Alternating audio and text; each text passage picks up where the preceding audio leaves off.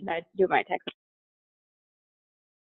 One. Hello, you guys, and welcome to the Women's Cave. You guys are watching this on YouTube. We're having a bit of an issue of what's going on with our life. Oh well, no one cares. I'm sorry, that's hilarious. She's like, no one cares that we're having an issue. Wow, I'm having an issue with my face and my head. Yeah, I think that maybe. I don't know. Yeah, I don't know. Oh, I'm Jay. Oh, no. Well done. Well, really, you are really just drinking that coffee this morning. Because you guys already know me without coffee is not right. Because I survived the $20 party. To survive the $20 party, you must have coffee in the morning. Because it was some crappy liquor. Okay. You need some coffee. Anyway, we just got back from Florida. Oh, it was so nice. I got a tank. Hold on. Can you see it? Can you see it? No? No, okay. I can see it. I can see it. You look crispy. What? I'm so glad I wrote some books with you. So I can express my anger. Exactly. Throwing shade in the morning before somebody had 5 cups of coffee. You're on 3. Come on, hurry up, drink it. Anyway, books. And I thought divorce was bad with other life lessons. Mm-hmm. And I thought being grown up was easy. It wasn't. It really is not, and it still wasn't. And I thought I could juggle it all. And I thought I did my journey alone. My favorite book, I'm gonna just say it because Winona just, whatever. If you're gonna yell that out, then I get to do the pink one. And I thought he was the one. Well, you did the pink one for like 6-7 months. That was like a going gag, so I get to yell out this now. And I thought I had it all figured out. However, I'm still waiting for your response on making. Please don't. You don't need to be more famous. It would be annoying. I do. I mean, I'm even cute ugly. Are you? The Misfit Guide, the fastest way that leads crooked footprints. And the Misfit Guide, cocktail soirees and the LBD. Absolutely. And you guys, you can check all of those out on Amazon.com and BarnesandNoble.com. And you can find out everything your ladies are doing there, along with Just Writing Life. And then the Inspirational Women in Literature Conference. The conference that we do every year. It's the Literature, Media, and Journalism Conference is on March 16th. On the conference page. Yeah. Click it on down. And hopefully you guys will come through in person, or, we love to do things in our pajamas.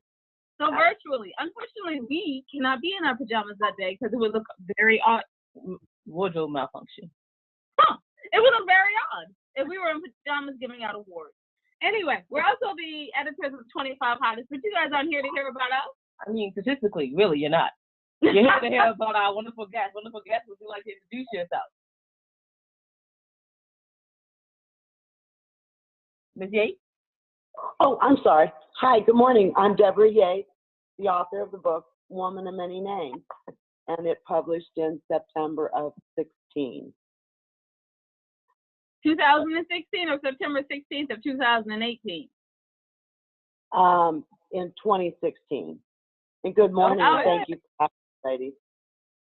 No. I was just like, well, I'm about to ask questions, but then I was like, it would seem odd if I asked questions about, 2 months ago when it was 2 years ago. Yeah, that would be extremely weird. And that's something we really want. We were doing here on this. I'm going to go to Dallas with you because I don't know what's going on with our life.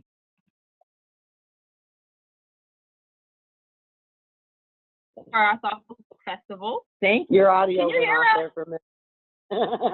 Now I can. Tim, for our Thoughtful Book Festival. Why is our audio terrible today? Can someone please find out? I don't know. I said we're having issues over here today, but it's okay. She's being here with us. So you came for our Thoughtful Book Festival, which is amazing. Thank you for coming to us. We appreciate it. Thank you so much. I appreciate your time.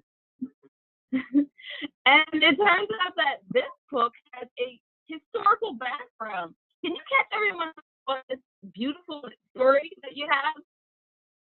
Yes, my grandmother was born in the 1730s. She's actually my 7th great grandmother, and she was the last Gagayu, which means beloved woman, before the Trail of Tears.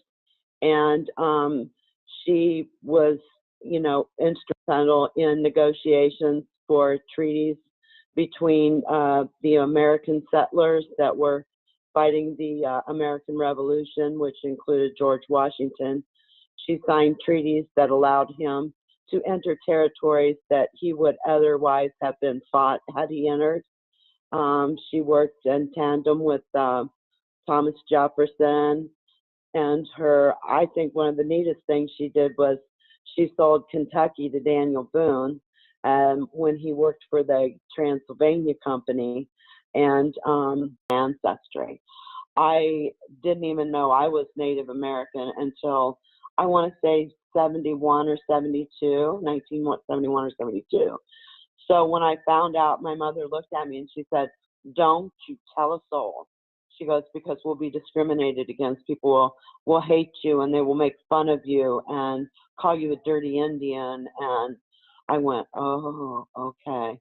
I promptly went right to school and told everybody I was Cherokee Indian. And I wasn't, discriminated against, thank God. Where I grew up I was already accepted as a person and as a, just a person at school. So I thought it was kind of interesting how that all came about. But, we should always teach our children and our grandchildren to be proud of who they are and where they came from. And it creates problems when you hide. And, we can't hide. We're living in, almost 2019, for heaven's sake. So the time for hiding is gone. It's just gone. So do you feel that your book and yourself, that you're going to be able to be on the forefront of breaking down the walls and discrimination, possibly, and being part of that change? Wouldn't that be wonderful? I've always felt I've been technically dead twice and came back to was brought back to life. So my grandmother always said, "Debra has a purpose in this world." And wouldn't that just be amazing? If I could just be a little speck of that. I was always like a little bra burner, back in the 70s. It's like, we need to get paid the same. And I was a construction worker for most of my life. So yes, I've always been on the brink and the precipice of working in a man's world and hopefully trying to make as much money as what a man does is a little difficult. But then I became a business owner.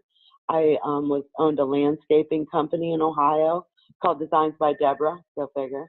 And it was just an amazing journey even at that. And, young people today, they look at it as their right, and they have forgotten the many, many women that came before them that were breaking down those walls and those barriers to get equal rights, to get, equal pay in all ways, and to be respected as being strong enough to do these things. Nancy Ward was strong enough to lead her people to one of their greatest victories that they ever knew as a race, and actually the only one really that they talked much about, which was the Battle of Tallywa. And her husband, my great-grandfather, my seventh great-grandfather, died in that battle, and she picked up his land, screamed the war cry, and the men that were retreating turned around and followed her into that battle. So to know that I'm descended from blood like that, I have the goosebumps right now, all the way. To know that I'm descendant from that, just the pride that I feel is unbelievable. And when I started writing this book, I was probably at one of the lowest points in my life, and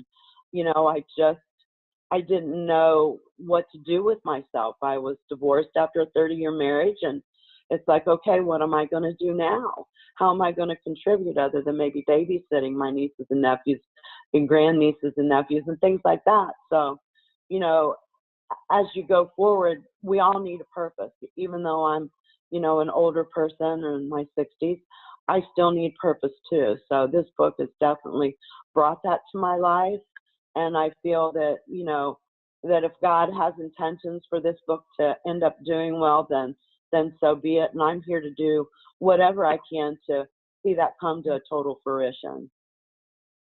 Absolutely, absolutely. And first and foremost, girl, you're 60. And I look like you when I'm 60. Man, for real, you ain't lying. So, whoever divorced her, well, God, that was a bad idea. She looks great. Sorry, you said that you were a construction worker. Yes, yes. I worked. I that. ran backhoes and bulldozers and dump trucks. I had my own 70-pound jackhammer. My father owned a gas company. We laid natural gas lines. So I worked for him for about 8 or 9 years.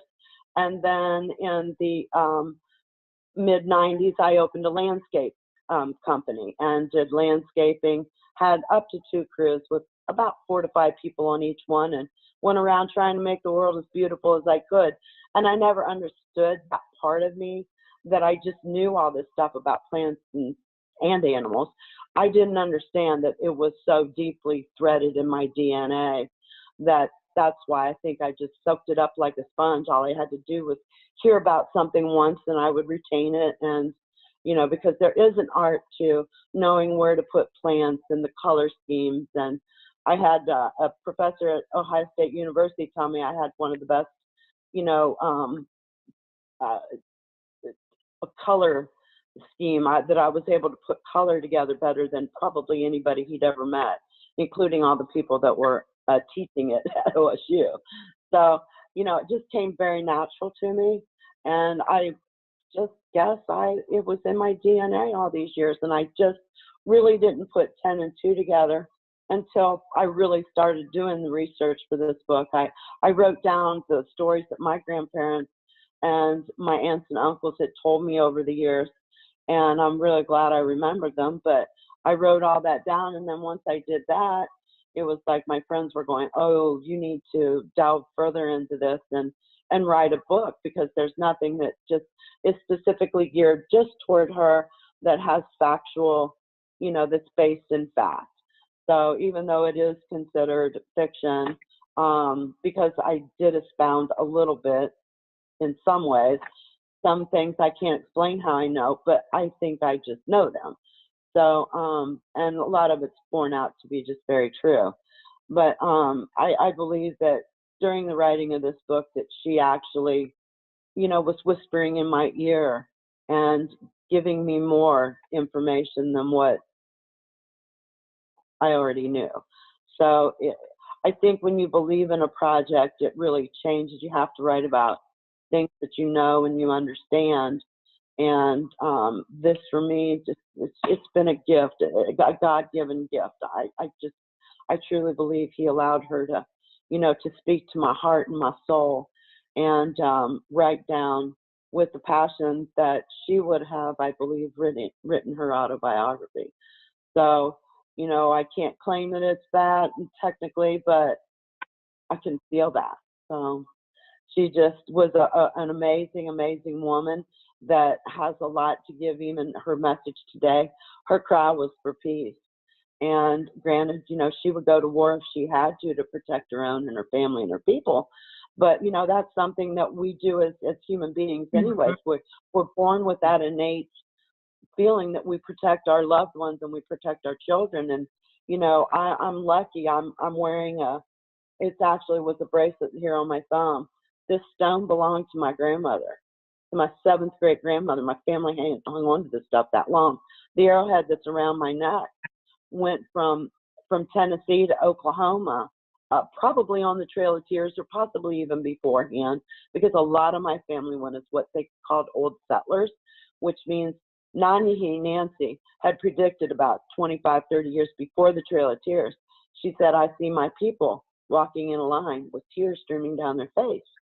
And I believe that they took those words to heart. And when all these talks were starting about removal of the Cherokee, you know, my family's going, oh, this is what Granny predicted was going to happen, that we were going to lose our home and that we were going to end up in a strange place and that we were going to cry all the way there, which meant nothing good. So I believe that's part of the reason that my family evacuated the area, you know, more safely, and that there's so many Nancy Ward descendants. It's insane. We've got a website that's got 700 descendants on it, and that's just a few that know they're descendant from this great lady. And you know, if you go to your, you know, ancestry, you know, DNA.com, whatever, and take those things, you're going to find those links, you know, that maybe you didn't know that you had, and maybe even you. I mean, there's, you know, a lot of our beautiful Black Americans are part Native American, they're part Cherokee. And, You know, the only way they're going to know that they're part Indian is to do those testings, because we've lost so much of our oral tradition through the years. And it was like not so good to be a Native American and Black all at the same time. So we've got a little a bit of African American in us, not very much, but you know, if we look, the color is deep in all of us, and you know, it's, you know, and we all pump red, we all bleed red, for heaven's sake. So we have to find a way as human beings to have compassion for all races, for all people, so that, you know, we can go forward into the future and not repeat all the mistakes that have been made over these hundreds and hundreds of years. It's not good for anybody. Look at the Jewish people, my God, what they've endured. They have endured this since people were people, and they're going to continue to endure, from the looks of it, you know, racism and hatred, and it's just so wrong. It's so wrong. We're all people. We're all people. I don't know. You're just touching people's hearts today. I know. I feel that you are. Well, thank you so much for coming on. We really appreciate it and all your wise words. Can you tell us where people can find you and your wonderful book? Yes. Fusion Press is the publisher of the book, and you can go to their website also, as well as you can go to www.womanofmanynames.com and get the information there, as well as Barnes & Nobles, Books A Million, Amazon. It's a little bit everywhere. Yay! That story needs to be. Absolutely. And thank you so much for coming on and even bearing with us while technical difficulties. We really appreciate it. And you can find everything that your ladies are doing on www.andrethought.com. That includes Just Writing Life. Remember that wisdom is all around you if you're open to finding it and accepting it. So peace and love, you guys, from Winona and Jade. Bye-bye. Bye-bye.